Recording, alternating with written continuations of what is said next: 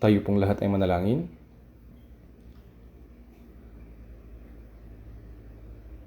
Mahabagin naming Amang Diyos na sa amin ay nagmamahal, kami na noon ay lumakad sa kasalanan at lumayo sa iyo, subalit kinahabagan mo po kami.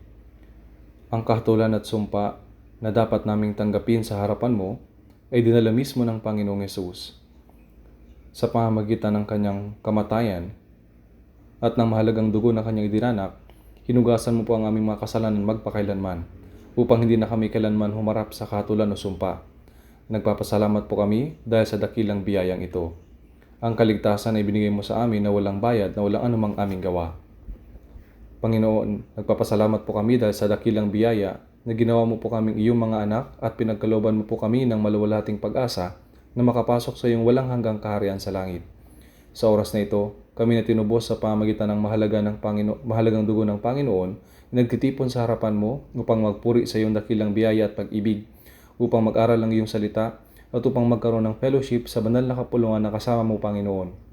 Naniniwala po kami na maging sa ngayon, ang Panginoon ay kasama namin at nasa kalagitnaan namin. Panginoon, pakiusap, tignan mo po ang bawat isa sa amin at hawakan mo po kami ng iyong mahabaging mga kamay. Baguhin mo po kami at gawin kaming buo sa pamamagitan ng iyong biyaya, ng iyong salita at ng Espiritu Santo, upang makapamuhay kami bilang iyong mga anak na walang anumang dapat ikahiya sa iyong harapan.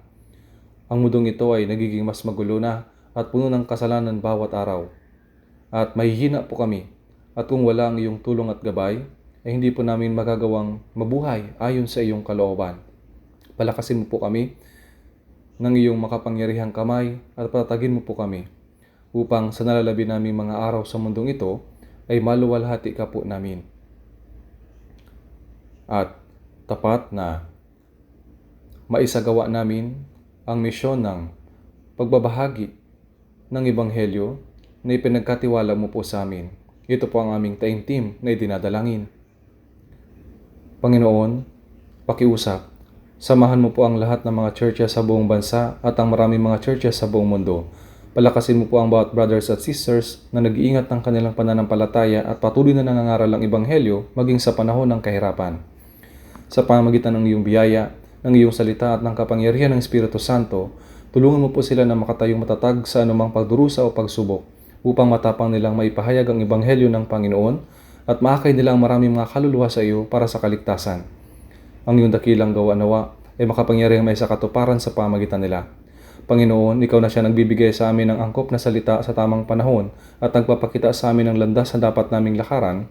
Maging sa oras na ito, pakiusap, ipahayag mo po sa amin ang iyong banal na kalooban at ang salita na nais mo para sa amin. Baguhin mo po ang aming mga puso at ang aming buhay araw-araw upang masunod namin ang iyong salita at gawin mo po kaming ganap upang sa nalalapit na pagbabalik ng Panginoon sa kaluwalhatian ay makatayo po kami sa iyong harapan na walang anumang dapat ikahiya. Dinadalangin namin ito sa pangalan ng Panginoong Hesukristo. Amen. Buksan po natin ang ating Biblia. Unang Tesalonika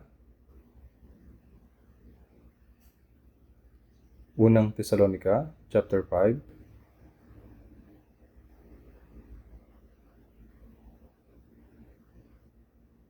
Unang Tesalonika chapter 5,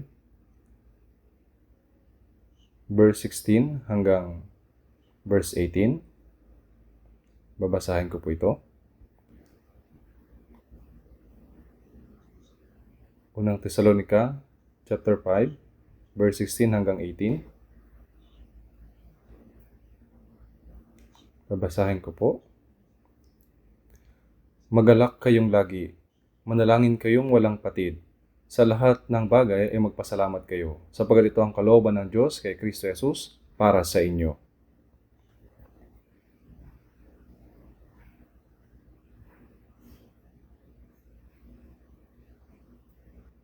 Parang medyo hindi matatag ang mundo nitong mga araw na ito, hindi po ba?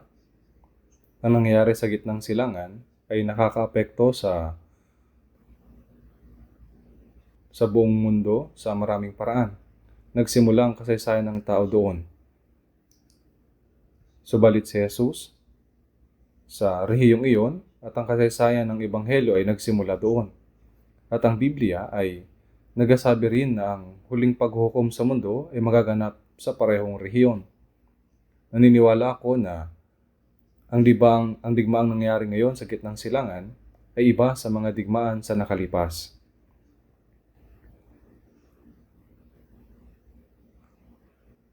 Ang kaibahan po ay ito. Itinala sa Biblia na may isang digmaan ang magaganap sa huling araw. Isang digmaan na may kasamang nuklear na sigalot na maaaring tinatawag ng karamihan ay ikatlong digmaang pandaigdig. Hindi ito isang digmaan na kung saan ang isang bansa ay mananalo at ang iba ay matatalo, kundi isa itong digmaan kung saan ang Diyos mismo ang hahatol sa mundo.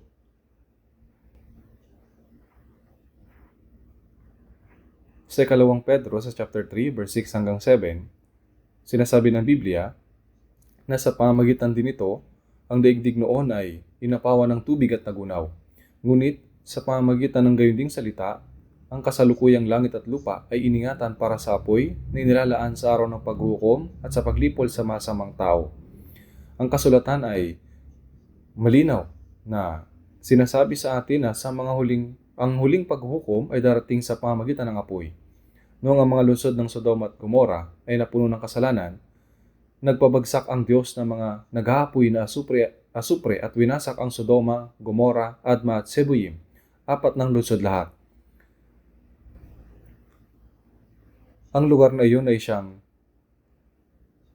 Dead Sea sa Israel, ang pinakamababang lugar sa mundo. Walang isda, walang halaman, walang anumang nabubuhay doon. Ganap na patay iyon. Parang simbolo rin ito mismo ng impyerno. Maging sa ngayon, ang mga piraso ng asupre ay matatagpuan pa rin sa lugar na iyon. At kapag sinindihan mo ang mga iyon, mag-aapoy ito. Isa itong malinaw na ebidensya ng pagkawasak na naganap sa lugar na iyon. Gaya ng hinatulan ng Diyos ang mundo sa pamamagitan ng tubig sa nakalipas, at gaya ng hinatulan niya ang Sodoma at Gomora sa pamamagitan ng apoy, ang Biblia din ay nagpropesiya na ang huling paghukom sa mundong ito ay darating sa pamamagitan ng apoy. Sa Isaiah 50 verse 11, narito, kayong lahat na nagpapaningas ng apoy, na nagsisindi ng mga sulo, lumakad kayo sa liyab ng inyong apoy at sa gitna ng mga sulo na inyong sinindihan. Gumawa ang mga makapangyarihang bansa ng mga armas nuklear at nagpapaligsahan sila na makagawa ng mas malakas at mas mapamuksang bombang nuklear. Ngunit sinasabi ng kasulatan, lumakad kayo sa liyab ng inyong apoy at sa gitna ng mga sulo na inyong sinindihan. Sa ibang salita, ang mismong mga armas na ginawa nila ang magiging dahilan ng kanilang sariling pagkawasak. Labis na nagiging seryoso ang kasalukuyang digmaang ito dahil sa konektado ito sa nalalaman natin mula sa Ezekiel 38 at mula sa Armageddon sa Apokalipsis chapter 16. Isa sa mga importanteng bansa na may kaugnayan sa Israel at sa mga bansang Arabo ay ang Iran. Hayagang sinabi po ng Iran na gusto nilang burahin sa mundo ang Israel. At ang layunin ng pagpapaunlad nila ng armas nuklear ay para wasakin ang Israel. Alam po ito ng Israel. Kaya nga, pinapatay nila ang mga scientist na may kinalaman sa programang nuklear ng Iran. Sa paglipas ng mga taon, ilang mga nuclear scientist ang nawala o kaya ay pinatay. Nito lamang, marami mga taong konektado sa pinunong si Ali Hosseini Khamenei ang mga namatay ng sabay-sabay. At dahil dito, galit na galit ang Iran at patuloy ang sigalot nila sa Israel. Sa likod ng Israel, isang bansa ang nakatayo, ang Amerika. Ang Amerika ay matagal nang sumusuporta sa Israel. Kahit na mga Hudyo ay nasa 2% lang ng populasyon ng Amerika, may mahalagang impluensya sila sa iba't ibang bahagi gaya ng ekonomiya, politika, kultura at media sa buong kasaysayan ng Amerika. Maging ang kasalukuyang presidente na si Trump ay may manugang na meron po siyang manugang na lalaking Hudyo at kailangang sumunod sa mga tagubilin ng mga Hudyo at ang mga Amerikanong politiko ay hindi maaaring di bigyang pansin ang mga interes ng komunidad ng Hudyo. Sa maraming paraan, mukhang ipinahintulot ito ng Diyos. Sa lumang tipan, nung ang bayan ng Israel ay dinala sa Babylonia at nabuhay doon bilang mga bihag sa loob ng 70 taon, kumilos ang Diyos sa kanilang likuran sa pamamagitan ng mga makapangyarihang mga hari para protektahan ang Israel at upang tulungan sila na makabalik sa kanilang lupain. At sa ngayon din, makikita natin na sa likod ng Iran, nakatayo ang mga bansang China at Russia. May malalakas na sistemang politikal ang China at Russia. At kahit hindi na bahagi ang Russia ng dating komunistang mundo ng Soviet, ang estilo ng pamamahala nito ay nagtataglay pa rin ng maraming mga katangian ng dati nitong sistema.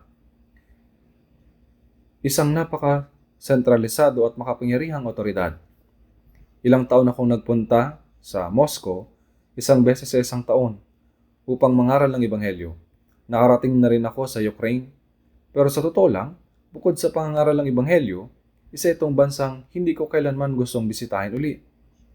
Nagpunta ako doon para sa pangaral ng Ebanghelyo, pero talagang iniisip ko na napakahirap mabuhay doon. Hawak ng gobyerno ang lahat ng kapangyarihan at kinokontrol ang mga tao. Pareho rin ito sa mga komunistang bansa. At ngayon, gaya ng sinasabi sa huling bahagi ng Ezekiel sa chapter 38, ang Russia ang mamumuno sa maraming mga bansa at lalaban sa Israel. Ang mga bansang nasa unahan nito, ang dating tinatawag na Persia sa Biblia, ang sinaunang Persia ay tinatawag na ngayong Iran. Pinalitan nila ang pangalan ng bansa mula sa Persia at naging Iran. Subalit, sa likod ng lahat ng ito ay ang kapangyarihan ng atestikong komunismo. Walang Diyos na mga makapangyarihan. Walang Diyos na mga kapangyarihan na galit sa Diyos at sumalungat sa Kanya. Ang Israel na sa kabilang panig ay ang bayang pinili ng Diyos. At sa likod nila, nakatayo ang Amerika at hindi pa pang mga bansa sa Europa na sumusuporta sa kanila sa maraming paraan. Ngayon, ang huling digmaan ay paparating. Ngunit, naniniwala po ako na ang kasalukuyang digmaan sa gitnang silangan ay matatapos ng walang anumang malaking resulta. Lagi nilang sinasabi na malapit na ito matapos. Subalit kahit na noong nagtigil putukan, nagpapatuloy pa rin ang labanan. Subalit ang digmaang ito ay kailangang matapos ngayon. Hinihingi ng Amerika sa Iran na ipadala ang 440 kilogram ng uranium nito sa Amerika. Subalit, sa tingin nyo ba na talagang ipapadala ito ng Iran? Sa tingin ko po, hindi. Susuko ba ang Iran sa Amerika? Hindi po. Hindi po ito ang huling digmaang nakatala sa Biblia. Subalit dahil sa issue ng Strait of Hormuz, ang pandaigdigang ekonomiya ay nagdurusa na. Kapag nagpatuloy pa ito ng mas matagal, magdudulot ito ng malaking mga problema. Kaya, wala silang magagawa kundi ang ihinto ito. Hindi pa talagang tapos ang digmaan. Pansamantala. Pansamantala lamang itong itinigil. Iyon ang mangyayari. At ang huling digmaan ay magaganap eksakto gaya ng nakasulat sa Biblia. Hindi ba parang napakalapit na ng panahong iyon? Kapag nagsasabi ako ng mga ganitong bagay, may ilang mga tao na nag-iisip, tinatakot niya lang tayo. Dumarating at lumilipas ang mga digmaan, wala pa bang bago? Maraming ang ilan sa inyo ay nahihirapang maintindihan kapag sinasabi ko na ang mga digmaan na nagaganap ngayon ay pasimula sa huling digmaan ng katapusan ng panahon. Ngunit, sinasabi sa Biblia, sa Marcos chapter 13 verse 29, gayon din naman, kapag nakita ninyong nangyayari ang mga bagay na ito, alam ninyong iyon ay malapit na, nasa mga pintuan na. Sinabi ni Jesus sa atin na kapag naganap na ang mga bagay na ito, dapat nating malaman na ang oras ng kanyang pagbabalik at ang katapusan ng mundo ay malapit na. Sa gayong paraan natin nalalaman, walang duda na nabubuhay tayo sa huling mga araw ng kasaysayan. Sa Mateo 24:14, at ang magandang balitang ito ng kaharian ay pahahayag sa buong daigdig bilang patotoo sa lahat ng mga bansa at pagkatapos ay darating ang wakas. Ngunit sinabi ni Jesus ito, maging ang kanyang mga alagad ay hindi pagganap na sumasampalataya. Natatandaan niyo po nung hinuli si Jesus ng mga Romanong kawal, lahat ng mga alagad ay nagsitakbuhan papalayo.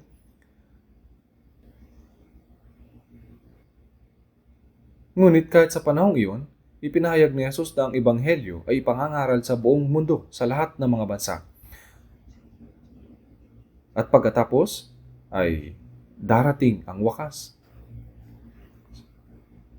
Sa oras na iyon, ang lumang tipan ay isinulat sa Hebreo at ang iba ay sa Aramaiko. Pagkatapos umakyat ni Jesus sa langit, ang bagong tipan ay isinulat sa Griego. Sa panahon noong naghari ang Gresya sa mundo, ngunit sa ating panahon, ang Biblia ay naisalin na sa ngayon sa lagpas 3,700 na mga wika at nakarating na sa buong mundo. Naikakalat ito sa pamamagitan ng broadcasting, mabilis sa transportasyon, mga dokumento, at marami pang ibang mga paraan. Kung titingnan natin ang mapa ng mundo, ang Korea ay nasa pinakadulong silangan. Kaya tinatawag itong malayong silangan. Dahil ang Japan ay isang islang bansa, nasa mas dulong silangan pa ito. Tayo ang mga huling taga-takbo sa huling takbuhang ito. Tinanggap natin ang kaligtasan sa mga huling araw. At ngayon, ginagawa natin ang huling pandaigdigang misyon, gaya ng pagtitipon ng natitirang mga butil. Upang maabot ang ibang mga tao sa buong mundo na hindi pa naliligtas, mahirap din po mangaral ang ebanghelyo sa Japan. Ngunit nagiging mas aktibo na ito ngayon. Ano't ano man, malinaw nating masasabi na nabubuhay na tayo sa huling mga araw. Ang huling araw ay maaaring dumating ng mas maaga kaysa ating iniisip.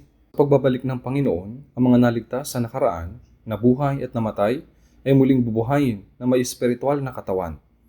At ang mga nabubuhay pa ay biglang babaguhin at sasalubungin ng Panginoon sa papawirin. Ang araw na iyon ay napakalapit na sa atin ngayon. Naniniwala ako na nabubuhay tayo sa panahon na maaari nating salubungin ng Panginoon na hindi na tayo namamatay. Dapat tayong magising at manatiling alerto gaya ng mga huling mananakbo ng tunay ng Ebanghelyo. Gaya ng sinasabi sa unang Pedro 4:7, ngunit ang wakas ng lahat ng mga bagay ay malapit na. Kaya kayo magpakatino at magpigil sa sarili alang-alang sa inyong mga panalangin. Bakit sinasabi na ang wakas ng lahat ng mga bagay? Dahil wawasakin ng Diyos ang buong mundo. Sa unang Pedro 3:10, ngunit darating ang araw ng Panginoon na gaya ng isang magnanakaw. At ang kalangitan ay maglalaho kasabay ng malakas na ingay, at ang mga sangkap ay matutupok sa apoy, at ang lupa at ang mga gawang naroon ay masusunog. Ibig sabihin na ang mga sangkap ay matutupok sa apoy. Ang lahat ng mga material na sangkap ng kalawakan ay masusunog. Ito ang katapusan ng lahat ng mga bagay. Hindi lamang ng katapusan ng kasaysayan ng tao, kundi maging ang katapusan ng mundong ito na nilikha ng Diyos. Nabasa ko ang mga isinulat ng mga scientist kapag nagsimula ang digmaang nuklear, ang mundong ito ay masusunog ng 100 beses sa loob lang ng 30 minuto. Ang mga bansa na may armas nuklear ay hindi talaga gustong gamitin ang mga iyon. Ngunit itinatabi nila ang mga iyon bilang pangbabala laban sa mas malalakas na mga bansa. Kaya ang mga bansang may armas nuklear ay patuloy na nagmamatsyag sa isa't isa. Kapag may isang panig na nagpakawala ng nuclear missiles, ang kabilang panig ay malalaman iyon sa loob lang ng ilang segundo at gaganti sila at ang digmaan ay hindi na makokontrol. Nabanggit ko na ito dati, subalit nagkaroon na ng 13 insidente kung saan muntika nang magkaroon ng aksidenteng digmaang nuklear na hindi man lang natin nalalaman. Mga kaso ito na dahil sa maling pasya, problema sa makina, o iba't ibang mga problema ay muntika nang mangyari ang digmaang nuklear. Kapag nagsimulang digmaang nuklear, ganap na magiging iba iyon sa anumang nakalipas na mga digmaan. Ang buong mundo ay masusunog sa apoy. Dahil ito ay paghukom ng Diyos sa mundo, wala nang matitirang kasaysayan ng tao pagkatapos niyon. Ito na ang magiging katapusan. Malinaw na nabubuhay tayo sa katapusan ng panahon. Kapag sinasabi ko ang mga bagay na ito, may ilang tao ang nag-iisip. Hindi ba pinapalaki niya masyado at tinatakot lang ang mga tao? Subalit, ano bang pakinabang sa pananakot sa inyo? Ito lang ang katotohanan. Sa ngayon,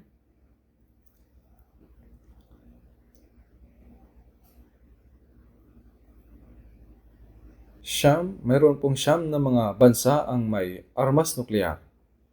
At marami mga bansa na wala nito ay nagmamadali sa paggawa nito. Gayunpaman, tiyak na nabubuhay na tayo ngayon sa mga huling araw na itinakda ng Diyos. Gaano nga kamangha-mangha na naligtas tayo sa huling panahong ito. Wala nang higit pang pagpapala kaysa rito. Tayo ang tunay na mapalad ng mga tao ng Diyos. Sa makatuwid, gaya na sinasabi sa 1 Pedro sa chapter 4 verse 7, ngunit ang wakas ng lahat ng mga bagay ay malapit na. Kaya kayo'y magpakatino at magpigil sa sarili alang-alang sa inyong mga panalangin. Dapat na maging malinaw ang ating mga pag-iisip at maging alerto tayo. Wala sa tamang kaisipan ng mga tao sa mundong ito, kasama ang mga politiko, tila wala ng pag-iisip ng tama. Nakakagawa ang mga tao ng mga kasalanan na nooy hindi natin lubos maisip at ang kasangkatauhan ay nagiging lubhang napakasama. Sa mga ganitong panahon, dapat manatili tayong espiritual na gising. Malapit na nating makita ang Panginoon na muling darating. Hindi na ito magtatagal. Maging ngayon ay maaari na siyang dumating. Dapat tayong mabuhay na handa na salubungin siya. At sa pagdating niya, sasalubukin natin siya. Ngunit hindi lamang sa casual na paraan. Gaya na sinasabi sa 2 Korinto 5:10, sapagkat tayong lahat ay kailangang humarap sa hukuman ni Kristo. Sa Apokalipsis 20, sinasabi ng mga hindi ligtas, ang mga hindi ligtas ay hukuman ayon sa kanilang mga ginawa at tatanggap na naaayong parusa sa impyerno. Ang mga ligtas ay hindi nahaharap sa paghukom ng kahatulan.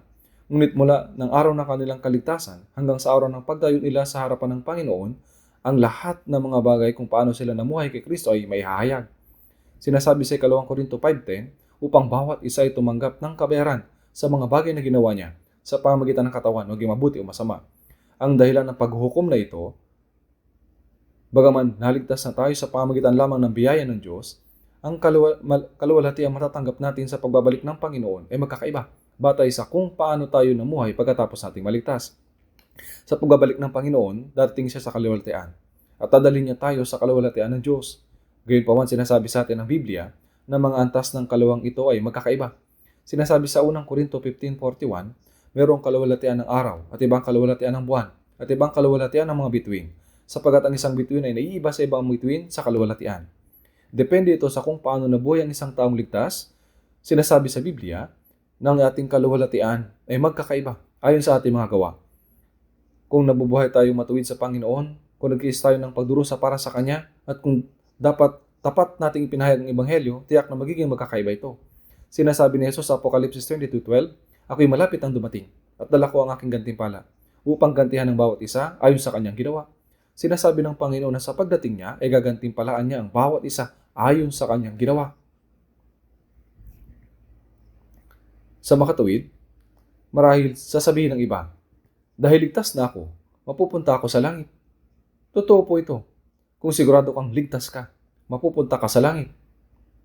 Ngunit ano ang mangyayari kapag naroon ka na? Ang kaluwalhatian ay magkakaiba. Mabubuhay tayo sa gitna ng kaluwalhatian ng Diyos sa langit.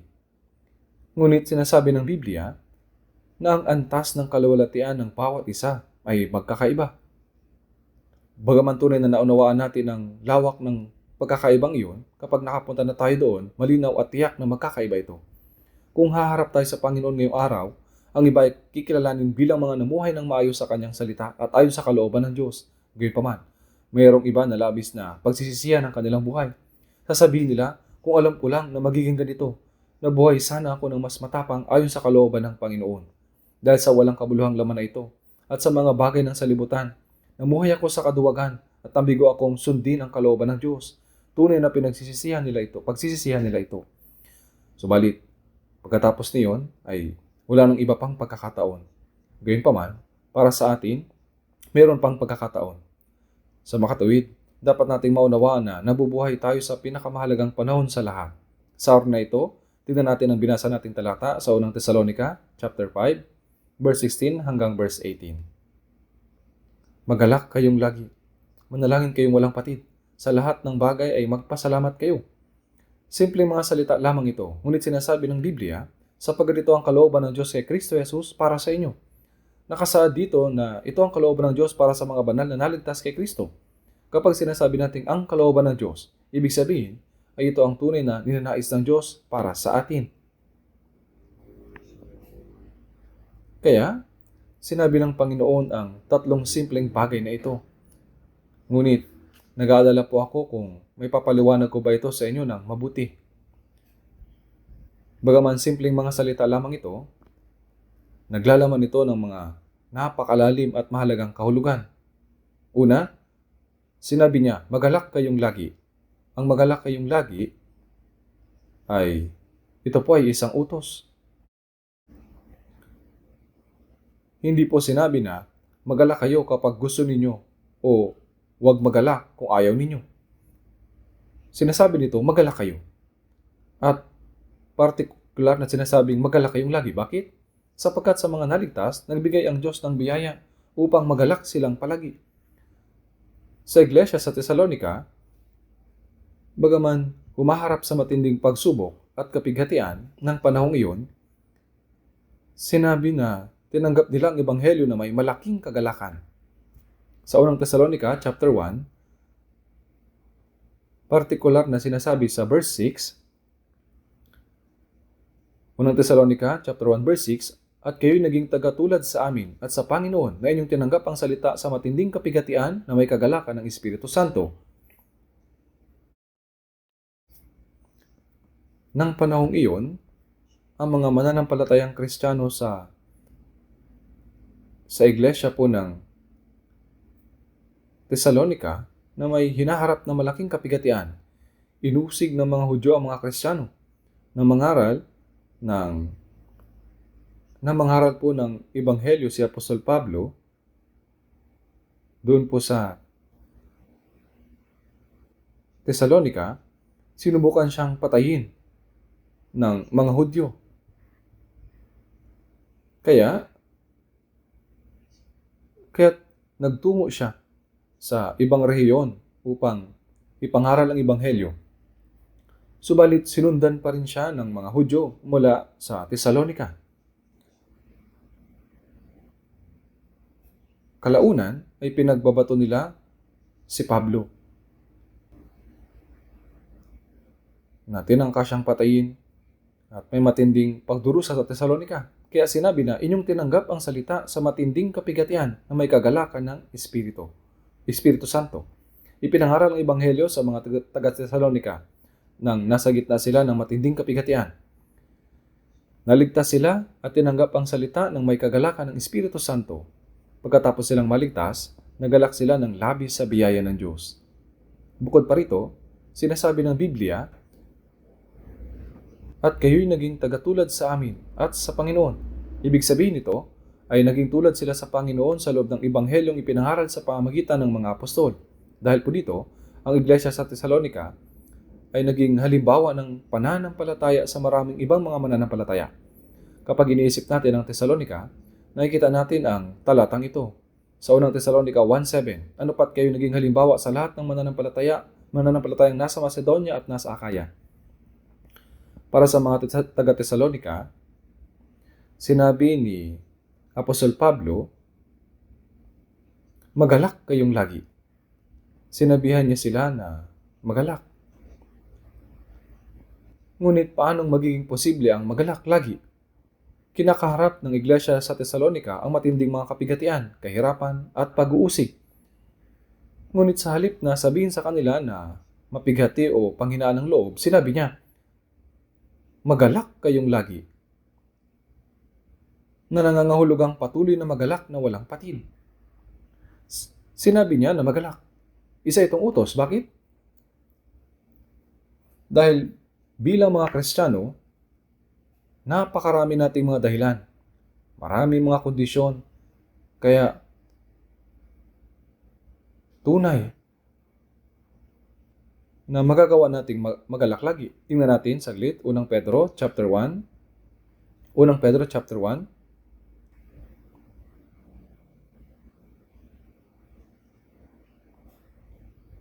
Unang Pedro chapter 1 verse 8 hanggang 9. Basahin po natin ito ng sabay. Unang Pedro 1, 8 hanggang 9. "Hindi ninyo siya nakita, gayon may inyong iniibig. Bagamat ngayon ay hindi ninyo siya nakikita, gayon may inyong sinasampalatayanan. At kayo'y nagagalak na may galak na hindi may paliwanag, at puspos ng kaluwalhatian, na inyong tinatanggap ang bunga ng inyong pananampalataya, ang kaligtasan ng inyong mga kaluluwa." Ipinangaral ni Pedro ang ebanghelyo sa iba't ibang lugar. At pinadala niya ang mga salitang ito sa mga mananampalataya sa mga lugar na iyon. Sinabi niya, "Hindi ninyo siya nakita, gayon may inyong iniibig." Dahil nababalot ng pag-ibig ng Diyos ang mga naligtas, at bilang tugon, iniibig din nila ang Panginoon. Iniibig natin ang Panginoon ng higit sa mga bagay sa mundo ito. Bagaman hindi natin siya nakita, tayo ay nananampalataya sa Kanya sa pamamagitan ng salita. Bagaman hindi pa natin siya nakikita ngayon, at habang sumasampalataya tayo ay nagagalak na may galak na hindi may paliwanag at puspos ng kaluwalhatian. Ipinahayag ni Pedro na ang nakatanggap ng ebanghelyo sa pamamagitan ng pangaral niya ay may galak na hindi may paliwanag at puspos ng kaluwalhatian.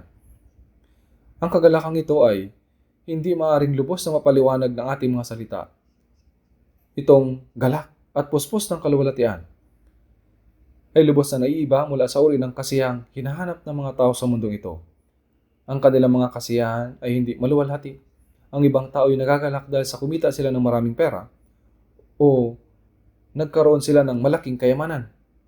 Ang iba naman ay nagagalak dahil namumuhay sila sa luho, nagsusuot ng magagandang mga damit at kumakain ng masagana sa malaking mga bahay. Sinasabi sa Lucas chapter 16, mayroong isang taong mayaman na nagsuot ng kulay ube at pinong lino at nagpipista araw-araw sa maraming pagkain. Palagi siya nagpipista. Gayunpaman, namatay din ang mayamang lalaking iyon. At saan siya napunta pagkatapos niyang mamatay? Tumangis siya, sapagkat naghihirap ako sa apoy na ito. Nahulog siya sa apoy ng impyerno. Sa tingin niyo, gaanong magtatagal ang mga kasiyahan ng mundong ito? Ang ilang mga tao ay nagagalak ng labis dahil nagkaroon sila ng karangalan at kapangyarihan. Ngunit sa tingin ninyo, gaano yun magtatagal? Isa itong walang kabuluhang paghahabol na sa huli ay walang halaga. Ang ibang tao ay nagagalak dahil sa taglay nila ang pambihirang kagandahan. Nakakatanggap sila ng papuri at naiinggit ang marami sa kanila.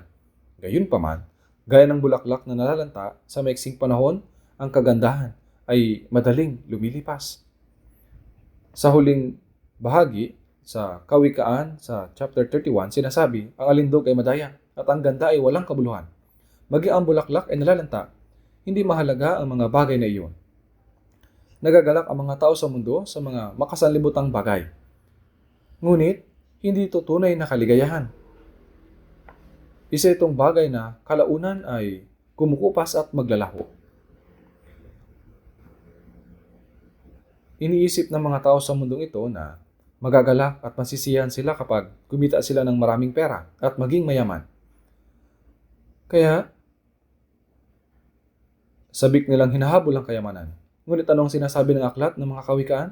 Sinasabi sa Kawikaan 23 verse 4 hanggang 5. Huwag magpakapagod sa pagpapayaman. Maging matalino ka na ang sarili mapigilan. Kapag mapadako doon ang iyong paningin, iyon ay napaparang. Sinasabi ng Biblia na iyon ay napaparang. Ito ay isang bagay na walang kabuluhan at walang saysay. Sapagkat biglang nagkakapakpak ang kayamanan. Lumilipad na gaya ng agila patungong kalangitan. Tama po. Kalaunan, ang kayamanan ay magkakapakpak at lilipad palayo. Pagkatapos, ano po ang gagawin mo? Kaya pa kayang patuloy na magalak? Sa Lucas 12:19, maraming naimbak na pag-aari ang mayaman para sa maraming taon. At sinabi niya, at sasabihin ko sa aking kaluluwa, marami ka nang pag-aaring nakaimbak para sa maraming taon. Magpahinga ka, kumain ka, uminom ka, magsaya ka. Kumakain at umiinom ba ang kaluluwa ng may mga ganoong bagay? Subalit sinabi sa kanya ng Diyos, hangal sa gabing ito ay kukunin ng iyong kaluluwa. At kanino kaya mapupunta ang mga bagay na inihanda mo? Gayon nga, ang nagtitipon ng kayamanan para sa kanyang sarili, subalit hindi mayaman sa Diyos. Sa huli, iyon ang pinakahangal na bagay. Tayo mga ligtas ay hindi nagagalak sa buhay dahil sa tayo po mga ligtas ay hindi nagagalak sa buhay dahil sa mga bagay na ganito. Opo. Sapagkat ang ating kaluluwa ay naligtas na. Ngayon may iyong sinasampalatayanan. At kayo nagagalak na may galak na hindi may paliwanag at puspos ng kaluwalhatian na inyong tinatanggap ang bunga ng ang inyong pananampalataya, ang kaligtasan ng inyong kaluluwa. Sapagkat tatanggap na natin ang paghuhugas ng ating mga kasalanan. Sapagkat mayroon na tayong tiyak na pag-asa na makapasok tayo sa langit sapagkat naging mga anak na tayo ng Diyos. At tatanggap na natin ang pangako ng maluwalhating mana sapagkat ang Diyos ay kasama natin at ang Espiritu Santo ay nasa atin upang protektahan at gabayan tayo maging habang nabubuhay pa tayo sa mundong ito. Pwede ito tayong magalak, tama po? Joyful, joyful indeed. Always joyful. Lagi po tayo nagagalak. Our souls, freed from sin, will leap with joy as we see the Lord. We will serve the Lord Jesus in heaven forever. Huwag nating kalimutan ang kagalakang iyon. Kapag nalulumbay kayo, kantahin niyo po ang himnong iyon at sumayaw. Mawawala ang mga alalahanin at kalungkutan ninyo. Maaari bang mahulog sa depresyon ang isang taong naligtas? Bakit sila nahuhulog dito? Dahil sa ano? Ano man ang mga pagdurusa at kahirapan na mayroon, mahirap man tayo, kinasusuklaman ng mga tao, o sa anumang uri ng sitwasyon, hindi dapat mawala ng pag-asa ang mga Kristiyano. Kasama natin ang Panginoon. Kaya ang iniutos niya sa atin na magalak lagi. May dahilan at kondisyon tayo upang magalak. Hindi po ba? Ang ating mga kaluluwa ay naligtas na. Natanggap natin ang buhay na walang hanggan. At naging mga anak na tayo ng Diyos. Kapag dumating ang karamdaman at papalapit ang kamatayan, ano ang dapat katakutan? Haharap tayo sa Panginoon. Kahit may sakit tayo, hindi natin mapigilan ang magalak. Mahirap man tayo, lalo tayong nagagalak sapagkat maaari tayong mabuhay na umaasa lamang sa Panginoon sa gitna ng kahirapan. Kahit na kinapuputan at inuusig ako ng mga tao, walang dapat ikabahala dahil iniingatan ako ng Panginoon. Ang galak at pasalamat na iyon ay hindi kailanman mawawala. Kaya ang magalak kayong lagi, hindi nito ibig sabihin na magalak lamang kapag ang mga bagay ay mabuti, kundi patuloy na magalak sa lahat ng pagkakataon. Hindi dapat mawala ang kagalakang iyon sa isang taong ligtas.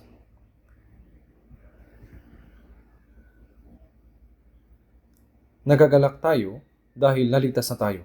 At tayo nagagalak dahil natanggap na natin ang buhay na walang hanggan. Ang Espiritu Santo ay nasa atin at tayo naging mga anak ng Diyos. Napakaraming dahilan para magalak.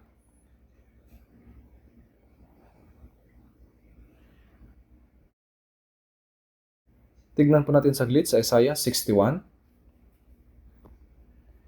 Isaiah chapter 61.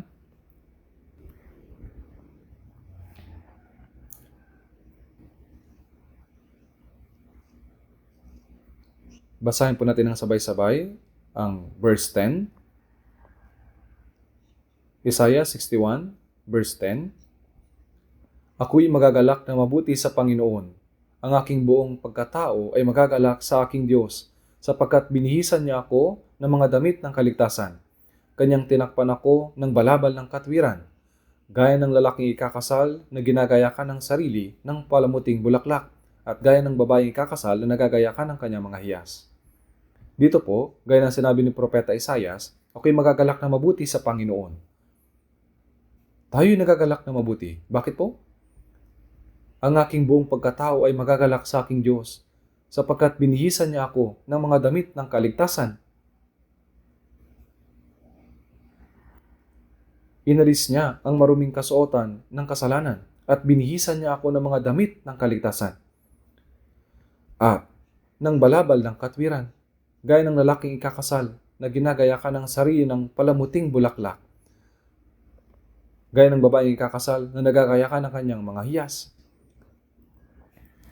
Sa isang kasal, ang lalaking ikakasal ay nagsusuot ng mga palamuti para sa seremonya at nagsusuot ng espesyal na kasuotan. At ang babaeng ikakasal ay ginagayakan niya ang kanyang sarili ng mga hiyas. Higit pa riyan, ang Panginoon ay binihisan tayo ng balabal ng katwiran at ng mga damit ng kaligtasan. Kaya tayo nagagalak. Tayo magagalak na mabuti sa Panginoon. Pagkatapos nating maligtas, nagagalak tayo. At ang galakang iyon ay dapat magpatuloy. Ngunit ano po ang nangyari? Kumupas ba ang kagalakan pagkatapos magalak ng panandalian? Hindi mawawala ang kaligtasan, ngunit ang kagalakan ay maaaring mawala kung hindi tayo mag-iingat. Ano po ang dapat natin gawin kapag nakita natin ang mga taong mayroon ng lahat ng kayamanan at kalawalatian ng mundong ito? Kapag nakikita ninyo ang kayamanan at kalawalatian ng sanlibutan, isipin ninyo ang mga pagpapala na ibinigay sa inyo ng Panginoon. Natanggap natin ang mga pagpapala mula sa Panginoon na hindi makukuha ng iba. Dapat ba tayong mainggit o matuwa sa mga bagay na mayroon at minamahal ng mga taong makasanlibutan? Dapat ba tayong madismaya sapagkat wala tayo ng mga bagay na iyon? Hindi po. Hindi po. Ang mga tao sa mundong ito na nasisiyahan sa mga bagay ng sanlibutan ito ay gaya ng isang bata na may isang laruan. Nagugustuhan ito at nakikipag-away. Nagkakalmutan at nakikipag-agawan sa ibang bata upang makuha ang laruang iyon. Pareho po ito. Ang mga tao ay nakikipagkompetensya at nakikipaglaban upang makamit ang mga bagay ng sanlibutan na wala naman talagang halaga. Subalit hindi tayo ganoon. Meron tayong maluwalhating kagalakan na hindi mawawala magpakailanman. Sa aklat po ng Habakuk sa Biblia, Habakuk chapter 3,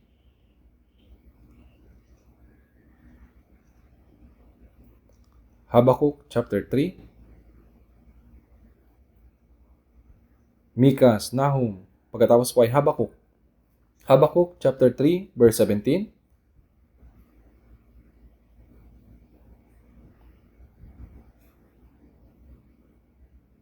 Basahin po natin ng sabay-sabay, Habakuk chapter 3, 17 hanggang verse 18.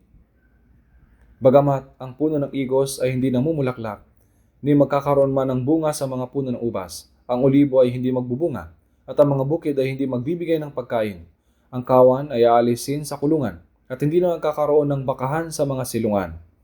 Gayunmay, magagalak ako sa Panginoon. Ako'y magagalak sa Diyos ng aking kaligtasan. Ang taong ito ay talagang walang-wala. Walang-wala na. Ito ang mga salitang sinabi ng bayan pagkatapos silang bumalik mula sa pagiging bihag sa Babylonia. Talagang walang-wala na sila.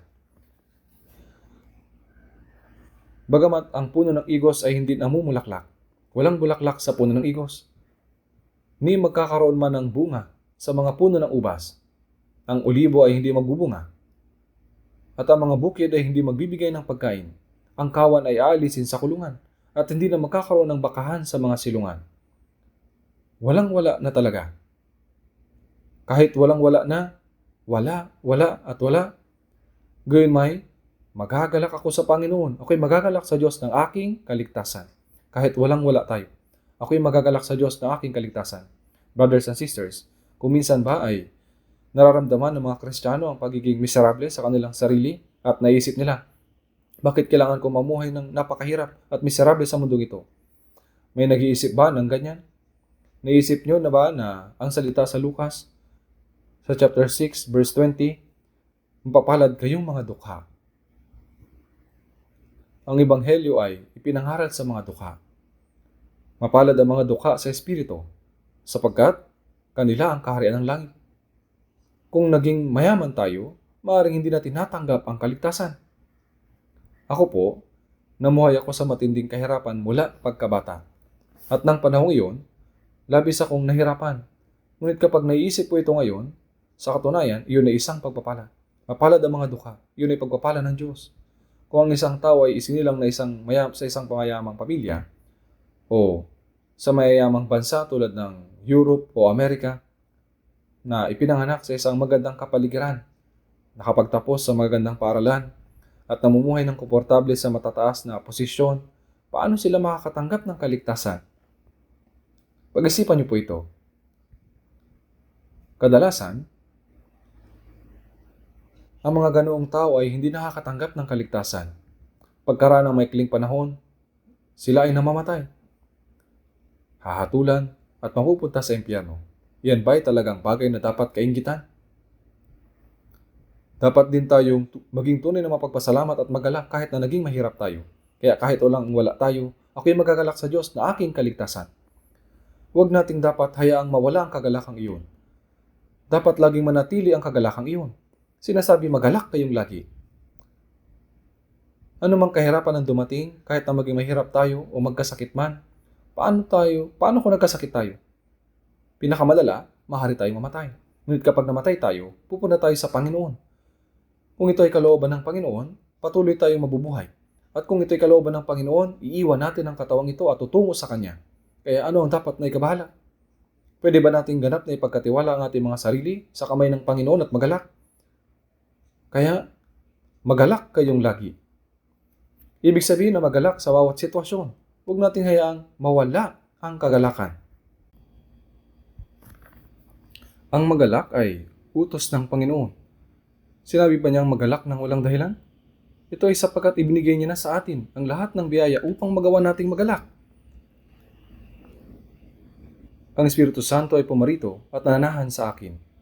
Iniingatan at kinagabayan ako ng Panginoon. Kapag umalis tayo sa mundong ito, sa kaunting panahon pa, ako'y papasok sa kaluwalhatian ng Diyos.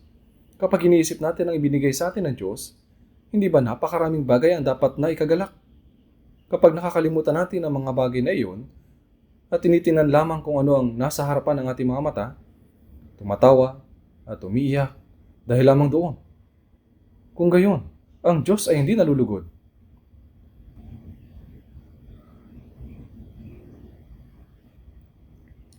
Anumang sitwasyon ang hinaharap natin, kaya nating magalak. Ito po ay nasa mga awit, number 37, verse 4. Tignan po natin saglit sa mga awit, number 37, verse 4. Awit 37,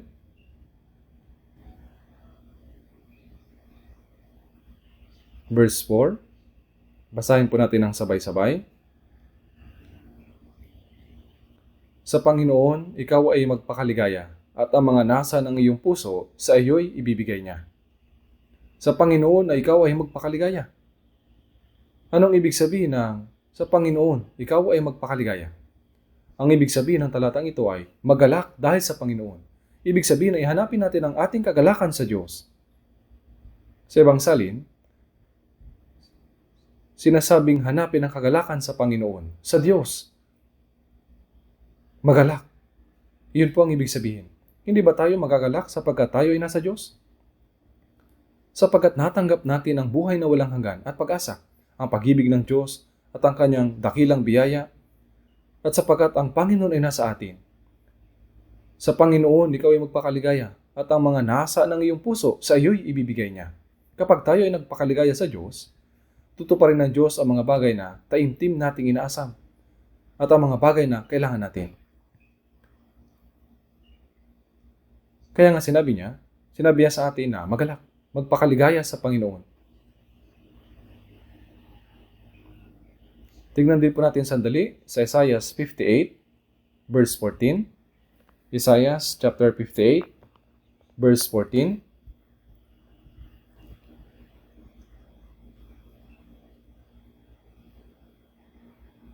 Basahin din po natin ng sabay-sabay. Kung magkagayoy, malulugod ka sa Panginoon at pasasakayin kita sa mga matataas na dako sa lupa at pakakainin kita ng mana ni Jacob na iyong ama, sapagkat sinalita ng bibig ng Panginoon. Ngayon, dito po, kung magkagayoy, malulugod ka sa Panginoon. Kagalakan sa Diyos. Ang ating kagalakan ay sa Diyos, sa Panginoon. Kailangan nating mahanap ang kagalakan sa Panginoon at magalak. Kahit kailangang subukin na makamtan, hindi kailangang subukin na makamtan ang mga bagay na ninanasa at gusto ng mga tao sa libutan. Hindi totoo ang mga bagay na iyon. Sila'y mawawala sa sandaling panahon. Kaya nga, magalak sa Panginoon. Kahit anong mangyari sa mga Kristiyano, anuman ang pagdurusa at kapigatian na mayroon, magagawa po nating magalak sa Panginoon. Opo, magagawa natin magalak sa Panginoon. Sa Job 22, chapter 22, verse 26, sasabihin ko po sa inyo, kung gayoy magagalak ka sa makapangyarihan sa lahat, at ang iyong mukha sa Diyos ay iyong itataas. Sinasabi nito, magagalak ka sa makapangyarihan sa lahat. Nagagalak sa makapangyarihang Diyos. Sinasabi nito, ang iyong mukha sa Diyos ay iyong itataas. Sa Diyos, nagagalak at nasisiyahan sa Diyos. Huwag nating iharap ang ating mukha sa sanlibutan. Itaas ang iyong mukha sa Diyos. Sa Nehemiah chapter 8 verse 10, sapagkat ang kagalakan sa Panginoon ang iyong kalakasan. Ang taong nagagalak sa Diyos ay magkakaroon ng kalakasan. Kahit na sila ay mahirap, mayroon silang kalakasan. Kahit sa gitna ng mga kahirapan at pagdurusa, mayroon silang kalakasan. Dahil may mga bagay na hindi nangyayari ayon sa kanilang gusto, o dahil sila ay mahirap, o dahil minamalit sila ng mga tao, hindi nila dapat sabihin, gaya ng isang basang sisiw sa ulan, o kawawa naman ako. Ano bang mali sa buhay ko? Si Jesus, ang tagapaglikha, ay nagkatawang tao dito sa mundo. Si Jesus ay hindi lamang tao. Gaya ng sinasabi sa Pilipos, sa chapter 2, verse 7 at verse 8, at palibhasa'y natagpuan sa anyo ng tao, siya'y nagpakababa sa kanyang sarili, at naging masunurin hanggang sa kamatayan, maging sa kamatayan man sa krus. Nabuhay siya bilang anak ng isang mahirap na karpentero sa loob ng 30 taon. At sa loob ng 3.5 taon, kasama ng mahihirap at walang pinag-aralan ng mga alagad. Kung titingnan ninyo, ang 12 alagad ni Jesus, may kapuri-puri ba sa kanilang mga anyo? Mayroong mananingil ng buwis na hinahamak ng mga tao. Opo. At mga mangingisda na mahihirap at minamaliit. Walang kailangang tingnan. Gaano po ba siya nagdusa habang naglalakbay sa loob ng 3.5 taon na kasama ang mga mahihirap at hindi nakapag-aral ng mga alagad? Ano bang titingnan kay Jesus? Sa Isaiah 53 verse 2, at walang kagandahan na maiibigan natin sa Kanya. Kaya naman labis na minaliit ng mga relihiyosong pinuno ng Hudyo si Jesus. Hindi tayo dapat mawalan ng kalakasan dahil tayo ay iniiwasan o minamaliit ng mga tao dahil sa gayong mga dahilan. Sapagkat sa mga mata ng Panginoon, ako'y pinarangalan. Sinabi rin po ito sa mga awit 49 verse 20. Awit 49 verse 20. taong nasa karangalan, subalit hindi nakakaunawa, ay gaya ng mga hayop na namamatay. At sa Isaiah 49 verse 5, sapagkat sa mga mata ng Panginoon ako'y pinararangalan. Kung ikaw ay pinarangalan sa mga mata ng Diyos at minamahal ka ng Diyos, ano ang dapat na ipag-alala?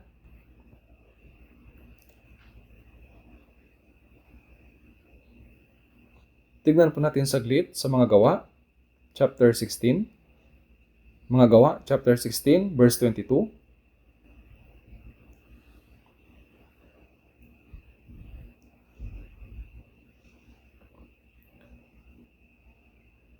Babasahin ko po mula sa verse 22 hanggang verse 25. Verse 16, chapter 16, 22 hanggang 25. Ang maraming tao ay sama-samang tumindig laban sa kanila at pinunit ng mga hukom ang mga damit ni na Pablo at Silas at ipinag-utos na hagupitin sila. Nang sila mahagupit na nila ng maraming ulit, itinapon sila sa bilangguan at pinagbili ng tanod na ng bilangguan na sila bantayang mabuti. Nang kanyang matanggap ang utos na ito, kanyang ipinasok sila sa kaloob-looban ng bilangguan at ikinabit ang kanilang mga paa sa mga panggapos. Ngunit nang maghahating gabi na, sina Pablo at Silas ay nanalangin at umawit ng mga himno sa Diyos at sila ay pinakinggan ng mga bilanggo. Dito po, sina Pablo at Silas ay pumunta sa Pilipos para ipangharal ang Ebanghelyo. At sila ay hinuli, pinunit ang kanilang mga damit at hinagupit sila ng walang awa. Pinunit ang kanilang mga damit, hinagupit sila at itinapon sa bilangguan. At sinabi na kaloob-looban ng bilangguan. Ito ay kulungan sa ilalim ng lupa. At sinabi na kinabit ang kanilang mga paa sa mga panggapos. Ang mga panggapos ay kinakabit ng mahigpit upang hindi makagalaw. Ngunit anong ginawa nila sa hating gabi? Sina Pablo at Silas ay nanalangin at umaawit ng mga himno. Umiyak ba sila doon? Sinabi ba nila, Diyos, ipinangaral namin ang Ebanghelyo sa mundo, ngunit iniwan mo ba kami upang hagupitin ang ganito? Bakit mo ginawa sa amin ito? Sumama ba ang kanilang loob sa Diyos at tumangis dahil sa kanilang kalagayan at nalungkot sila? Hindi po.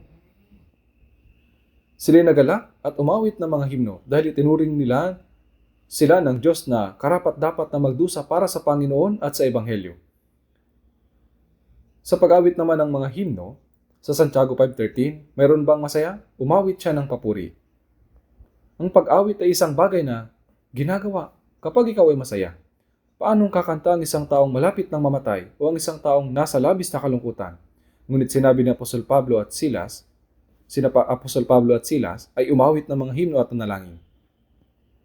Sa mga gawa 16:26, at biglang nagkaroon ng isang malakas na lindol. Ano pat ang mga pundasyon ng bilangguan ay nayanig. Agad na nabuksan ang lahat ng mga pinto at nakalag ang mga tanikala ng bawat isa. Noong gabing iyon, ang buong pamilya ng bantay sa bilangguan ay naligtas. Isang himala ang nangyari. Nasa anumang kalagayan tayo, kung naniniwala tayong kasama natin ng Panginoon, hindi natin kailangang malungkot anuman ang mga pagdurusa, kapigatian o pag-usig, dahil maging ang pagdurusa ay pinahintulot ng Diyos. Magalak tayo sa Diyos habang nasa pagdurusa. Nagpapasalamat sa Diyos kahit nasa gitna ng kapigatian.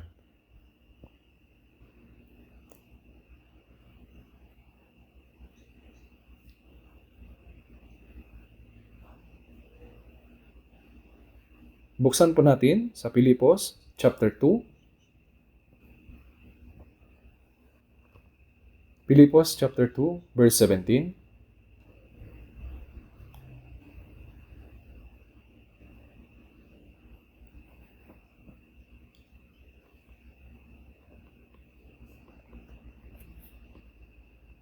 Pilipos chapter 2 verse 17. Oo, kahit ako'y ibuhos bilang inuming handog sa ibabaw ng alay at paglilingkod ng inyong pananampalataya, ako'y natutuwa at nakikigalak sa inyong lahat. Basahin po natin ng sabay-sabay, verse 18, at sa gayon ding paraan, kayo natutuwa at nakikigalak sa akin. Si Apostol Pablo ay nasa bilangguan sa Roma noong isinulat niya ang mga salitang ito. Ito ay sulat na ipinadala niya sa mga banal ng Pilipos habang siya ay nasa bilangguan. Kaya, ang bahagi tungkol sa alay ng inyong pananampalataya ay tumutukoy sa buhay na naglilingkod na sumusunod sa Diyos sa pamamagitan ng pananampalataya. Sa katagang, kahit ako'y ibuhos bilang inuming handog sa ibabaw ng alay at paglilingkod ng inyong pananampalataya. Ang inuming handog ay nangangahulugan ng ganap na pagbubuhos ng dugo kapag nagbibigay ng handog sa Diyos. Sinabi niya, Pilipos 2:17, kahit ako'y ibuhos bilang inuming handog sa ibabaw ng alay at paglilingkod ng inyong pananampalataya. Ibig sabihin po na kahit na ibuhos niya ang lahat ng kanyang dugo para sa kanila, sinabi niya na ako'y nakikigalak sa inyong lahat. Ito po ay napakamakapangyarihan at nakakaantig na pahayag. Ang mga banal sa Pilipos ay humarap sa napakaraming kahirapan. Ngunit ang mga banal na ito sa Pilipos ay naglingkod kay Pablo para sa Ebanghelyo kahit na sila ay higit na nagdurusa. Kaya sinabi ni Pablo na siya ay natutuwa na ibuhos ang kanyang sarili bilang inuming handog para sa kanilang paglilingkod. Ako'y nakikigalak sa inyong lahat. At sa verse 18, at sa gayon ding paraan, kayo ay natutuwa at nakikigalak sa akin. Kahit na si Apostol Pablo ay nasa bilangguan, sinabi niya sa mga banal sa Pilipos na nasa labas na makigalak sa kanya. Paulit-ulit niyang binibigas ang salitang magalak. Si Pablo ay tunay na masaya, kahit na siya ay nasa bilangguan. Siya ay palaging naniniwala na ang Panginoon ay kasama niya, kahit na hindi niya alam kung kailan siya mamamatay. Iyon po ang dahilan kung bakit nagawa niyang labis na magalak. Buksan po natin Pilipos chapter 4, verse 4. Chapter 4, verse 4. Basahin po natin ang sabay-sabay. Magalak kayong lagi sa Panginoon. Muli kong sasabihin, magalak kayo. Magalak kayong lagi sa Panginoon. Muli kong sasabihin, magalak kayo. Ang isang tao na nakakulong sa bilangguan ay sinasabihan ng mga banal sa Pilipos na nasa labas na mamuhay ng malaya. Na magalak at lagi magalak kasama niya.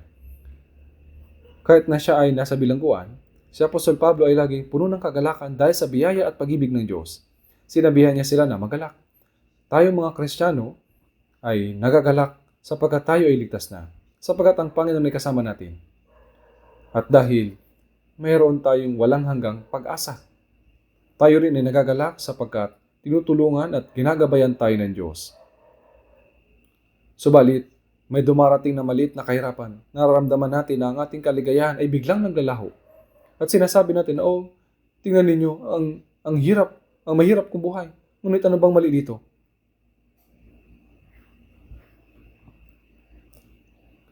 Dapat po tayong maniwala na ang Panginoon ay kasama natin kahit nasa mga kahirapang iyon at magalak tayo. Inutusan tayo ng Panginoon na magalak kayong lagi. Subalit kung hindi tayo nagagalak, tayo ay sumusuway sa utos ng Panginoon. Maaring kakaiba po itong pakinggan. Subalit ang hindi maging masaya ay maaring maging kasalanan sa Panginoon. Bakit po? Wala ka namang ginagawang masama. Subalit bakit hindi ka nagagalak kahit na sinabi niya sa iyo na magalak ka? Bakit po? Maraming dahilan at labis na katibayan tayo upang maging maligaya. Hindi po ito basta hinihiling sa atin na maging masaya ng walang dahilan. Hindi po hinihiling na maging masaya tayo ng walang dahilan. Merong isang tao na ang pangalan ay Pastor Son Young Won. Nawalan po siya ng 2 anak noong Korean War. Noong may rebellion sa Sonchon, isang binata ang nagsumbong sa 2 anak ng pastor. Inakusahan sila na kabilang sa rebellion. At naging sanhi iyon ng kanilang kamatayan. Ngunit sa kanilang lamay, nabasa ko po sa libro na sa katunayan, si Pastor Son ay sumayaw habang nakasunod sa kanilang karo. Isipin niyo po ito, ang kanyang 2 anak ay namatay at siya ay sumayaw sa likuran ng kanilang mga labi sa kanilang libing. Nababaliw po ba siya? Bakit po? Ito po ay dahil ang kanyang dalawang anak ay nagtungo na po sa Diyos. Siya ay sumayaw ng may kagalakan sapagkat sila ay nasa piling na ng Diyos. Kinalaunan, nung nadakip ng mga pulis ang binata na naging dahilan ng pagkamatay ng kanyang mga anak at dinala upang patayin, ang pastor ay nagmakaawa sa kanila. Pinatay niya ang aking mga anak. Subalit pakiusap, hayaan niyo ako na alagaan siya. Kaya sa huli, pumayag po yung mga pulis. Kaya inampun ng pastor ang binata na naging dahilan ng pagkamatay ng kanyang mga anak. At itinuring niya itong sarili niyang anak. Ito po ay tunay na kwento. May isang aklat pa nga tungkol sa kanya na ang tawag ay The Atomic Bomb of Love. Sa Mateo, sa chapter 5 verse 44, sinabi ng Biblia, ibigin mo ang iyong kaaway. At talagang isinabuhay niya po ito at siya'y sumayaw sa libing ng kanyang mga anak. Mga kapatid, magagawa po ba natin ito? Kahit na hindi po natin magawa ang kanyang ginawa, magagawa pa rin nating maging maligaya kung tayo ay naniniwala na ang Diyos ay kasama natin, kahit na anumang kahirapan ng ating harapin.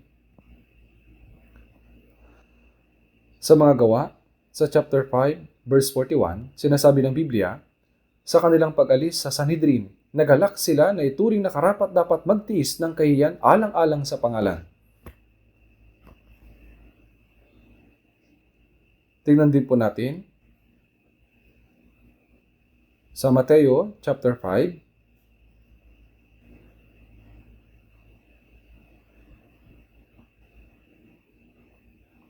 Mateo chapter 5, verse 11, chapter 5, verse 11 at 12. Basahin po natin ito ng sabay-sabay. Mapapalad kayo kapag kayo ay nilalait, inuusig at pinagkasabihan ng sari-saring kasamaan na pawang kasinungalingan dahil sa akin. Magalak kayo at magsaya, sapagkat malaki ang gantimpala ninyo sa langit, sapagkat gayon din nila inusig ang mga propeta na nauna sa inyo. Sinabi ni Jesus na, mapapalad kayo kapag kayo ay nilalait, inuusig at pinagkasabihan ng sari-saring kasamaan na pawang kasinungalingan dahil sa akin. Sinasabi niya na tayo ay mapalad kung tayo ay nilalait ng mga tao dahil sa kanyang pangalan. Magalak kayo at magsaya, sapagkat malaki ang gantimpala ninyo sa langit. Sapagkat gayon din nila inusig ang mga propeta na nauna sa inyo. Sinasabi na kung tayo ay nilalait at inuusig dahil sa kanyang pangalan, ang ating gantimpala sa langit ay magiging malaki. Ibig sabihin, tayo ay tinuturing na gaya ng mga propeta na nauna sa atin. Malaki ang gantimpala ninyo sa langit. May mga pagkakataon na humaharap tayo sa mga kaapihan, puot at pag-uusig dahil sa Ebanghelyo.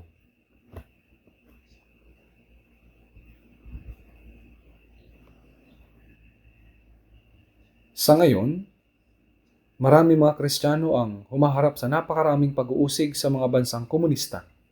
Kung ibabahagi ninyo ang Ebanghelyo sa mga Muslim o mga tao mula sa ibang relihiyon, maaari pa kayong mapatay kapag nagkaroon ng problema. Nung nagpunta ako sa India, may nakita kong pastor na ang mga kamay ay lubhang nasugatan ng ganito. Nung tinanong ko siya kung ano nangyari, sinabi niya sa akin na siya ay nangaral noon sa mga Hindu. Maraming tao ang mga nabautismohan dahil sa kanyang pangangaral. Subalit isang gabi, ang ibang mga Hindu ay sa pilitang pumasok sa kanilang tahanan. Doon po sa India, ang mga tao ay nakatira sa mga simpleng mga bahay na gawa sa kawayan.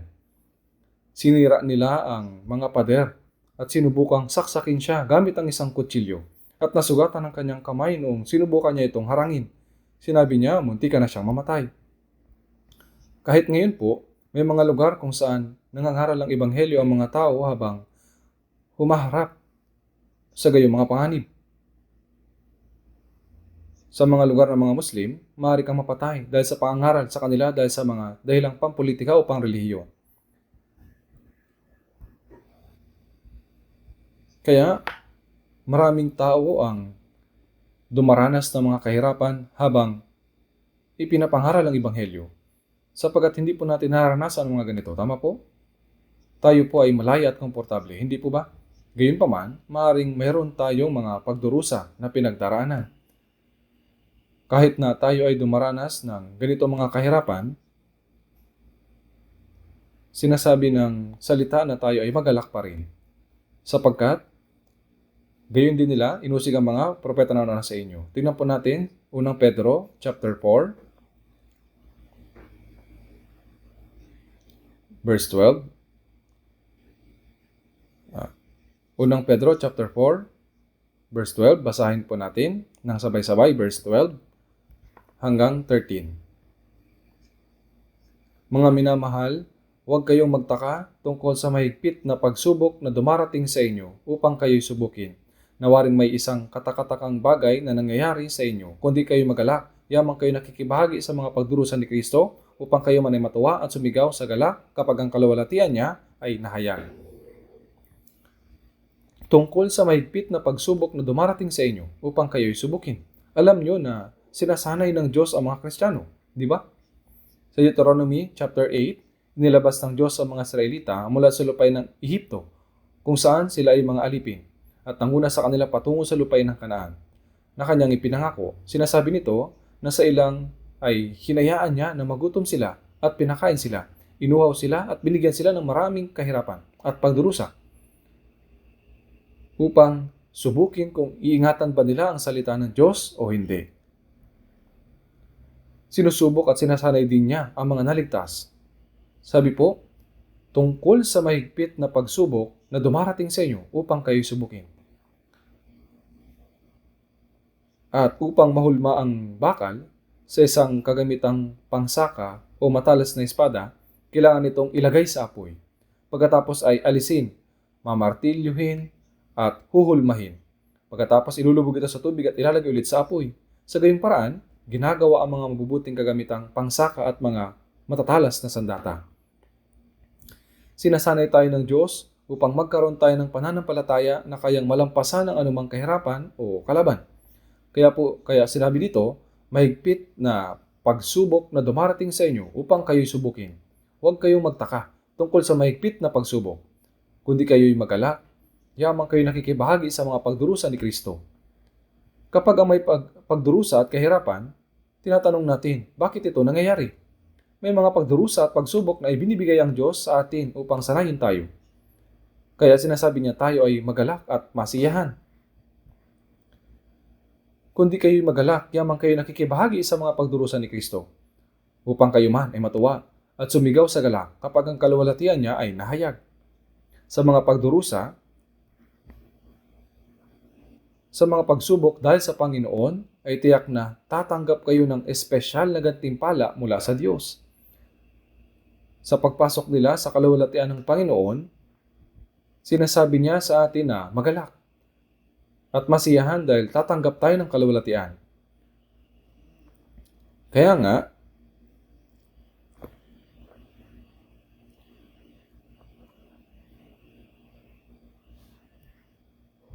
ang magalak kayong lagi, hindi nito ibig sabihin na tumawa ng walang kabuluhan na laging sinasabi hihihihi. Ibig sabihin po nito na kahit na may kahirapan at pagdurusa, maaari tayong magalak habang iniisip na kasama natin ang Panginoon at ang biyaya ng Panginoon ang tumutulong sa atin. Ito po ang kalooban ng Diyos. Magalak kayong lagi, sapagkat ito ang kalooban ng Diyos kay Kristo Jesus para sa inyo. Ano mang kahirapan at pagdurusa ang mayroon, huwag niyo pong sabihin, "Oh, kawawa naman ako." Ano bang mali sa sitwasyon mo? Gaano ba kalaking pagdurusa ang tiniis ng Panginoon? Ipinangaral ng mga apostol ang ebanghelyo ng Panginoon kahit na may malaking kahirapan. Namatay pa nga sila dahil dito. Sinasabi sa atin ng Panginoon na magalak at masiyahan. Kapag tayo ay nagdurusa at dumaranas ng mga pagsubok dahil sa pananampalataya. Ang pangalawa, sabi niya, manalangin kayong walang patid. manalangin kayong walang patid. Ang taong nagagalak ay kayang manalangin. Ang panalangin ay fellowship sa Diyos, pakikisama sa Diyos. Ito po ay pagkikipag-usap sa Diyos.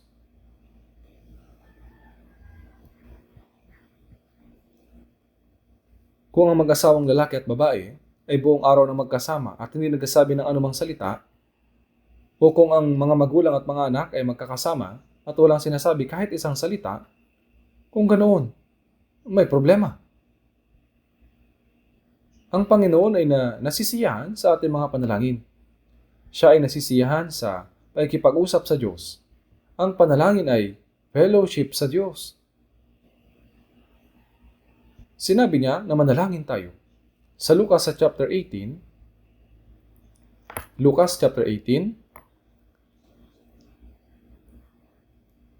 tingnan po natin saglit sa Lucas chapter 18.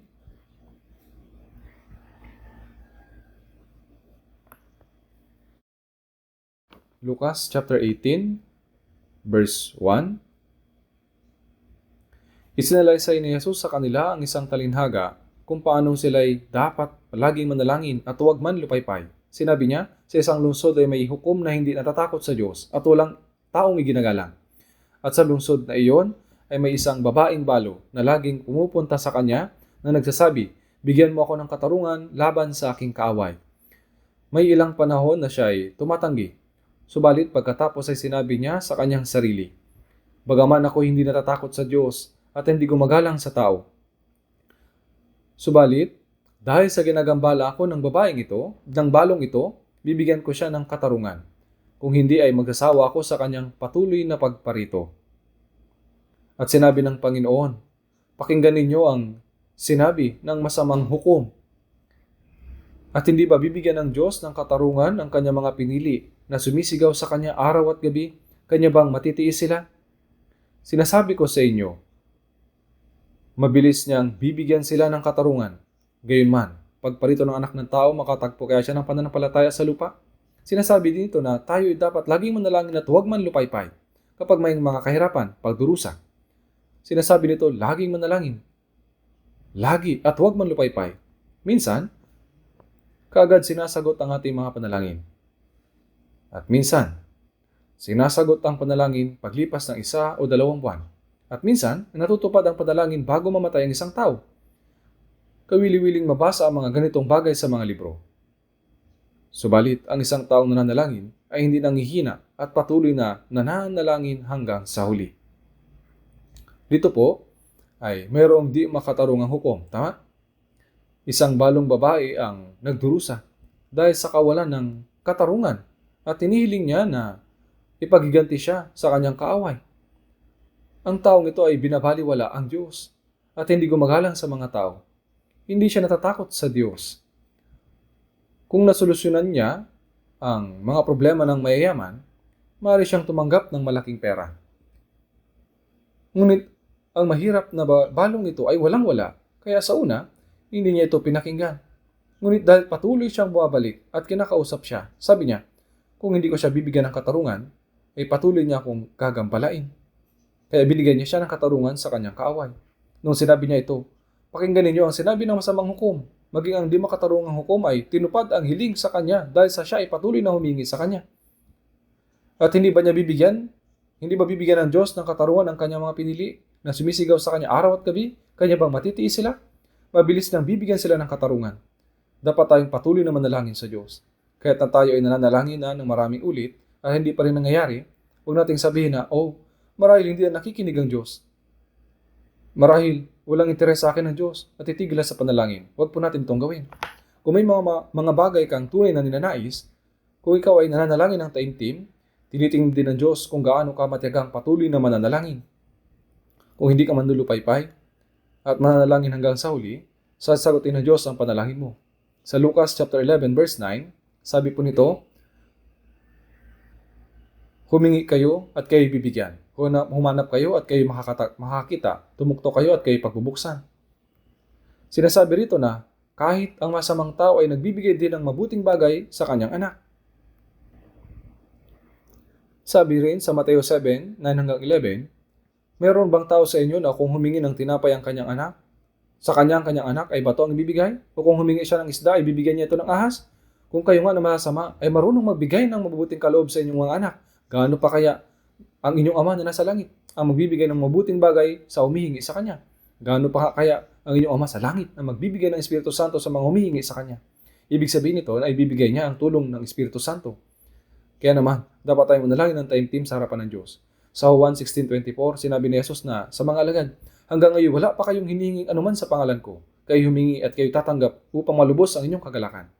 Sinabihan tayo ng Panginoon na manalangin. Sinabi niya na kung tayo mananalangin sa pangalan ng Panginoon, siya ay sasagot upang malubos ang inyong kagalakan. Kapag tayo ay nanalangin at sinagot ng Diyos ang ating panalangin, ang ating kagalakan ay malulubos. Kaya naman, kahit na may kahirapan at pagdurusa, dapat ay huwag tayo manlupaypay, kundi pagtiwala ang mga iyon sa Panginoon at manalangin. Sinabi niya sa atin na manalangin. Manalangin kayong walang patid. Bakit walang patid? Ibig sabihin nito ay patuloy na manalangin. Manalangin ng taimtim sa umaga.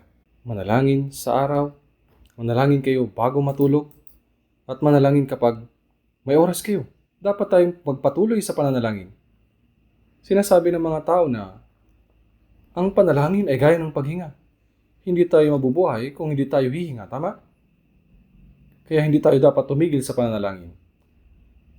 Kapag ang isang eroplano ay lumilipad mula sa LA o New York sa Amerika, papuntang Korea sa loob ng 14 na oras na biyahe na naglalaman ng maraming tao at kargamento, ang piloto ay patuloy na magbibigay ng impormasyon doon po sa control tower sa pamamagitan ng radyo tungkol sa aktual na lokasyon ng eroplano at kung may anumang problema sa eroplano. Alam niyo po ba yun? Kung mapuputol kahit 1 minuto ang komunikasyon, magtataka ang mga tao kung may nangyari bang aksidente. At ito ay magiging seryosong problema. Kaya sila ay patuloy na sa pakikipagkomunikasyon. Sa parehong paraan, dapat din tayong patuloy na manalangin sa Diyos. Gusto po ito ng Diyos. Ibig ng Diyos na makausap tayo. Ang panalangin ay pakikisama sa Diyos. Ito ay pagbabahagi sa Diyos ng ating mga kahinaan at paghingi sa Kanya ng tulong. Humingi kayo at kayo bibigyan. Sabi niya na kung tayo hihingi, siya ay magbibigay. Sa Santiago chapter 4 verse 2, kayo'y wala sapagkat hindi kayo humihingi. Sinasabi na kung hindi tayo mananalangin, hindi siya magbibigay. Kayo'y wala sapagkat hindi kayo humihingi. Kayo'y humihingi at hindi tumatanggap sapagkat humihingi kayo sa masamang dahilan upang gugulin ito sa inyong mga kahalayan. Kung hihingi tayo sa maling dahilan para sa pagnanais ng laman, ang Diyos ay hindi sasagot. Subalit kung tayo ay taimtim na dumadalangin sa mga bagay na kailangan natin, siya po ay sasagot. Sinabi niya na siya ay sasagot kung tayo ay mananalangin. Kaya bakit hindi tayo nananalangin? Tingnan natin sa mga awit. Mga awit number 145, verse 18 hanggang 19.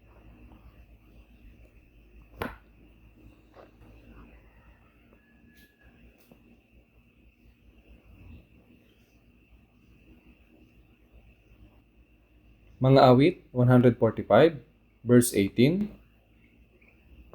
Basahin po natin na sabay-sabay, verse 18 hanggang 19. Ang Panginoon ay malapit sa lahat ng sa Kanya'y nananawagan, sa lahat ng tumatawag sa Kanya sa katotohanan. Kanyang ibinibigay ang nasa ng lahat ng natatakot sa Kanya. Kanya ring dinirinig ang kanilang daing at inililigtas sila. Ang Panginoon ay malapit sa lahat ng sa Kanya'y nananawagan. Ang kahulugan ng nananawagan sa Kanya ay manalangin ng taimtim sa lahat ng tumatawag sa Kanya sa katotohanan. Ang Diyos ay malapit sa kanila na tumatawag sa Kanya. Ibig sabihin ay pinapakinggan niya ang kanilang mga dalangin. Kanyang ibinibigay ang nasa ng lahat ng natatakot sa Kanya. Kung naniniwala tayo sa Diyos, ay ninanais nating mabuhay ayon sa Kanyang kalooban. Ibibigay ng Diyos ang ninanais natin. Kanya rin dinirinig ang kanilang daing at inililigtas sila. Dinirinig ng Diyos ang dalangin natin. Tama po? Kung gayon, kung mayroon tayong kahirapan, kung ipagkakatiwala natin ito sa Diyos at patuloy na mananalangin,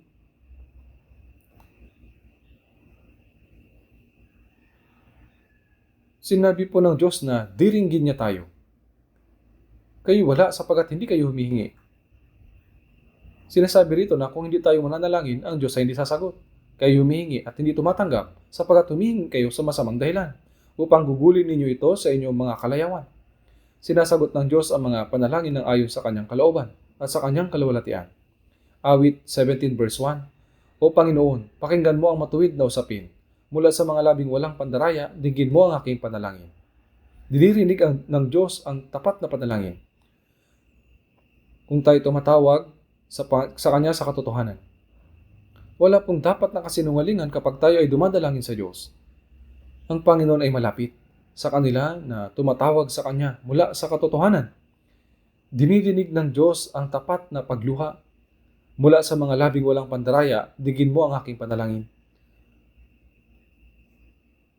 Upang makapanalangin tayo ng tama sa Diyos, dapat tayong mamuhay sa kalinisan. Tama po ba? Hindi dinidinig ng Diyos ang mga panalangin mula sa mapandayang mga labi. Colossians chapter 4 verse 2, magpatuloy kayo sa pananalangin at kayo'y magbantay na may pasasalamat.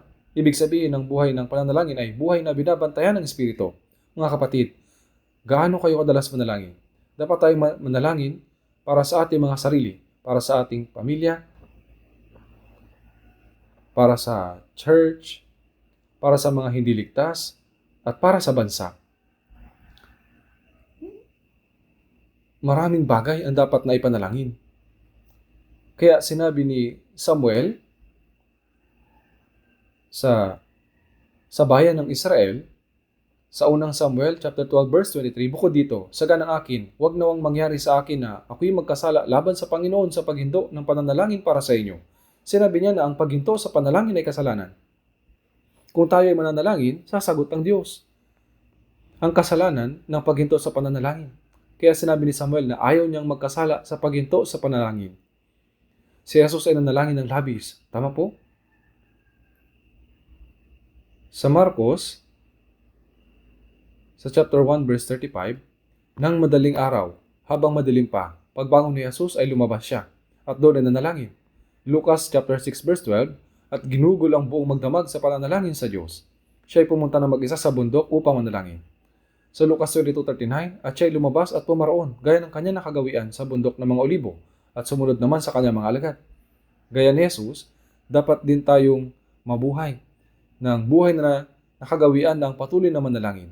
Dapat tayong masipag na manalangin. Dahil sinasabi nito, manalangin tayong walang patid. Nawaan niyo po ba? May isang bagay pa, subalit wala ng oras. Kaya susunod ko na lang sasabihin ito. Magalak kayong lagi. Napakaraming rason kung bakit dapat tayo magalak. Subalit nalimutan natin ang mga iyon. Kung tayo ay magagalak, nalulugod ang Diyos. Sinasabi na kung tayo ay magagalak, ito ay nagiging kalakasan natin. Sa Nehemias 8:10, ang kagalakan sa Panginoon ang iyong kalakasan. At isa pa, manalangin kayong walang patid. Dapat hindi tayo huminto sa pananalangin dahil napakadaming prayer request na dapat ipanalangin. At tinidinig ng Diyos ang ating mga panalangin. Tunay na ninanais ng Diyos na makipag-fellowship sa atin. Sinasabi po niya na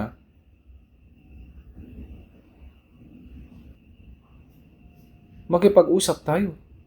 Kung ang mga magulang ay magkasama sa bahay ng buong araw, subalit hindi sila nag-uusap, normal po ba yon? Sila ay nag-uusap tungkol sa gusto nilang sabihin at ibinabahagi ang masayang mga usapan. Gusto ng mga magulang na makipag-usap sa kanilang mga anak. Ninanais ng ating Diyos na makipag-fellowship sa atin. Kapag tayo ay nananalangin, ikinagagalak niyang marinig ang mga panalangin natin. Sinabi niya na kung hindi tayo hihingi, hindi siya magbibigay. Humingi kayo at kayo ay bibigyan. Subalit kung hindi kayo hihingi, hindi ito ibibigay sa inyo. Manalangin kayong walang patid. Kailangan natin na huwag humintong manalangin, kundi magpatuloy sa panalangin. Manalangin po tayo. Mahabagin naming Amang Diyos, Maraming salamat po sa pagtawag at pagliligtas sa amin mula sa maraming mga tao sa mundong ito sa mga huling araw na itinakda ng Diyos. Pakiusap, tulungan mo po kaming mamuhay sa natitira naming buhay sa pagsunod para lamang sa kung ano ang nakakalugod sa Diyos na ayon sa kanyang banal na kalooban. Dahil sa dakilang biyaya na ibinigay sa amin ng Diyos, tulungan mo po kami na laging magalak, magpasalamat at mamuhay sa natitira naming buhay para sa kalawalatian ng Diyos. At kung makaharap man kami sa mga kahirapan, tulungan mo po kami na laging magtiwala sa Diyos at huwag kailanman humintong manalangin. At sa aming pang-araw-araw na buhay, pakiusap, protektahan at tulungan mo po kami upang makapamuhay kami para sa kalooban at kalawalhatian ng Diyos. Ito po aming dalangin sa pangalan ng Panginoong Hesukristo. Amen.